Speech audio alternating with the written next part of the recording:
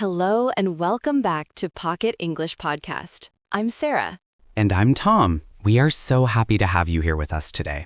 Tom, before we start today's lesson, I want to ask you a few questions. Is that okay? Yes. Do you like recording podcasts? Yes. Did you have a good breakfast this morning? Yes. Do you have any plans for the weekend? No. Okay, cut. Stop. Tom, what is going on? You sound like a machine. I know, I'm sorry. I was doing it on purpose. But honestly, Sarah, that is exactly how I feel when I speak a language I am learning. I get nervous. I just want to give the right answer and survive the question. Exactly. And that is the problem we are going to solve today. Listeners, did you hear how awkward that conversation was? I asked Tom nice questions, and he gave me grammatically correct answers. He said yes, he said no, but the conversation felt dead. It felt like I was a police officer interrogating him, not a friend chatting with him. It feels terrible, doesn't it? You know the words, you understand the grammar, but when you speak, you feel like a robot. You feel boring. But here is the good news. You do not need to learn thousands of new words to fix this. You do not need complex grammar. You just need one simple habit. Today, we are going to teach you the answer plus one method. The answer plus one method. I love this. It is the easiest way to sound fluent immediately. It really is. By the end of this episode, you will know exactly how to stop being a robot and start having real, friendly conversations.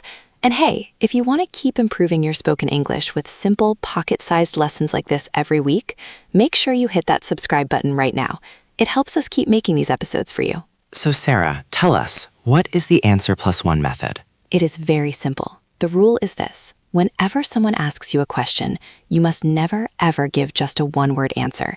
You give your direct answer, like yes or no, and then you immediately add one extra detail, just one. Answer plus one detail. Exactly. Think about it like a game of tennis. If I hit the ball to you and you catch it and put it in your pocket, the game stops.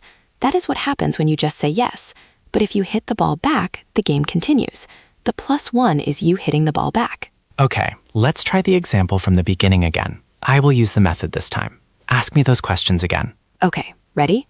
Tom, do you like recording podcasts? Yes, I love it because I get to chat with you. See? That was so much better. The answer was yes, and the plus one detail was because I get to chat with you. It made me smile. It made me want to say, thanks, Tom. It created a connection. It felt much more natural to say too. Okay, ask me the next one. Did you have a good breakfast this morning? Yes, I had some toast and coffee. Perfect. The answer was yes. The plus one detail was I had some toast and coffee. Now, as a listener, I have something new to talk about. I can ask you, do you drink coffee every morning? Or what kind of toast? You gave me a hook to continue the conversation. That is the key, isn't it? When you use answer plus one, you are being generous. You are giving the other person information they can use. When you just say yes, you are forcing the other person to do all the work. That is such a good way to put it. Don't make your friend do all the work. So let's break this down for our listeners. This method works for almost every type of question, but there are three main ways to use it. We call these the three levels. Level one is for factual questions. These are questions about your life, your routine, or your job. Right. Questions like, do you live here? Or do you have a job? Or is this your car? When you get a factual question, your plus one detail should usually be a WH word. Who, what, where, or when. Let's give an example. Imagine you are at a party and someone asks, do you live in the city? If I am a robot, I say yes. Boring. But if I use answer plus one with a WH detail, I say, yes, I moved here 3 years ago. Nice. You added the time. What about a where detail? Yes, I have an apartment downtown. Excellent. Or a who detail. Yes, I live with my brother. See how easy that is? You are just adding one small fact. You don't need to tell your whole life story. You don't need to say, yes, I moved here 3 years ago and the rent is expensive and my landlord is nice and I have a cat. That is too much. Just answer plus one. Simple is better. It takes the pressure off. You don't have to give a speech. You just have to add one little sentence. Let's try another factual scenario. Imagine you are at work. A colleague asks, do you take the bus to work? Tom, give me a robot answer first. No. Ouch. I feel like you want me to go away. Now, give me an answer plus one using a how detail. No, I usually drive my car. Much better. Now I know you drive. I can ask about your car or the traffic. The conversation flows. Okay, I think I have got level one. Facts are easy. what is level 2? Level 2 is for questions about preferences, likes, dislikes, and feelings. Questions like, do you like this movie? Or, do you like Korean food? For these questions, the best +1 detail usually starts with the word because. Exactly. Because explains your feeling. It shows your personality. If I ask, do you like English? And you say yes, I don't learn anything about you. But if you add a because, I learn who you are. Let's practice. Sarah, do you like winter? No, because I hate being cold. Okay, that's honest. What about you, Tom? Do you like winter? Yes, because I love skiing. See, we gave opposite answers, but both were interesting because we added the why. Listeners, I want you to think about this. If someone asks you, do you like your job? Don't just say yes or no. Say yes because the people are nice, or no because it is very stressful. Using because is powerful. It stops the awkward silence. But Sarah, what if the answer is negative? I feel like saying no is always a bit rude, even if I add a detail. That brings us to level 3. This is the advanced level, but it is very easy to learn. Level 3 is for when you need to say no politely. I hate saying no. I always feel bad. Many learners do. They think saying no sounds aggressive. So the secret weapon for level 3 is the word actually. Actually, I hear native speakers use this all the time. We use it constantly. It softens the no. It makes it sound like a correction, not a rejection. The formula is no, actually, plus the correction. Can you give us an example? Sure. Imagine I ask you, Tom, do you play football? Robot Tom says, no.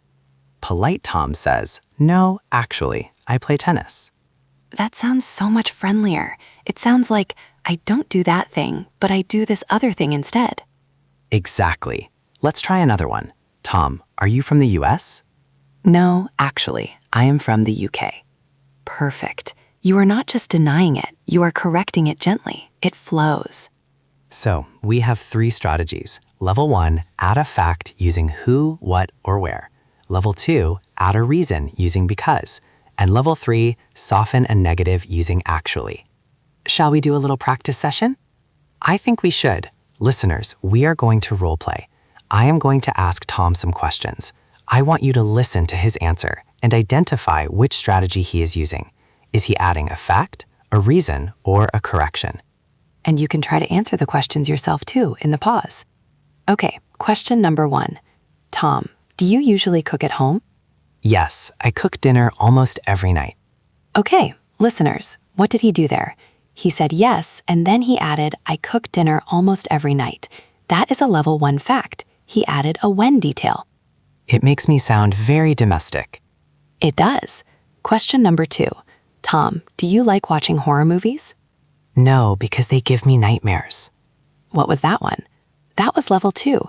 He used because to give a reason, and now I know never to invite Tom to a scary movie.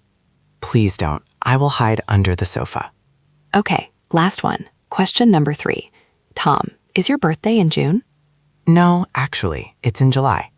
And that was level 3. He used actually to correct me politely. This is fun. Once you start thinking about the +1, you realize how easy it is to keep talking. You stop worrying about complex grammar and just focus on adding that one little puzzle piece. That is the beauty of it. It takes the focus off being perfect and puts the focus on being connected. And you know, sometimes your +1 doesn't even have to be a fact. It can be a feeling. What do you mean? Well, imagine someone asks, did you have a nice weekend? You could say, yes, it was really relaxing. The word relaxing is your +1. Or you could say, yes, but I was so tired. The feeling is the detail. So you don't always need a long sentence. Even an adjective can be a +1. Yes, anything is better than silence. The only rule is never stop at the first word. Sarah, what should our listeners do if they freeze? Sometimes someone asks a question and your mind just goes blank. You want to add a detail, but you can't think of one. That happens to everyone, even native speakers. If you freeze, your +1 can be a thinking noise or a comment about the question. Like what? Like, do you like this restaurant? If you don't know what to say, yes, the lights are nice. Or even, I don't know actually, I haven't decided yet. Even saying I haven't decided yet is a +1. It explains your silence.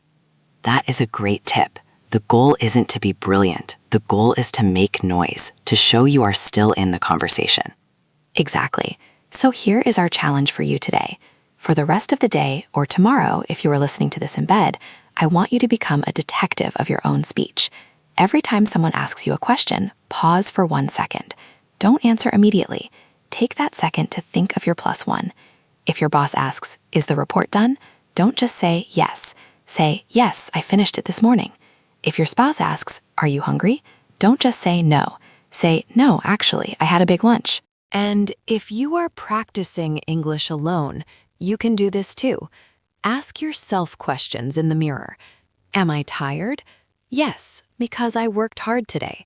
It's a great way to train your brain to think in longer sentences. It really is a workout for your fluency muscles. And remember, small changes lead to big results. You don't need to change your whole personality, just add one piece. We hope you try the Answer +1 method today. It is a game changer. And if you enjoyed this lesson and want to learn more about asking questions, not just answering them, we have a great episode coming up about the 5 questions you should ask to sound confident. You won't want to miss that. So please like this video and subscribe to the channel so you get that lesson as soon as it comes out. We are building a community of English learners here, and we want you to be part of it. Thank you so much for listening to Pocket English. Keep practicing, keep adding that +1, and let your English grow, one pocket-sized episode at a time. Bye, everyone. See you next time.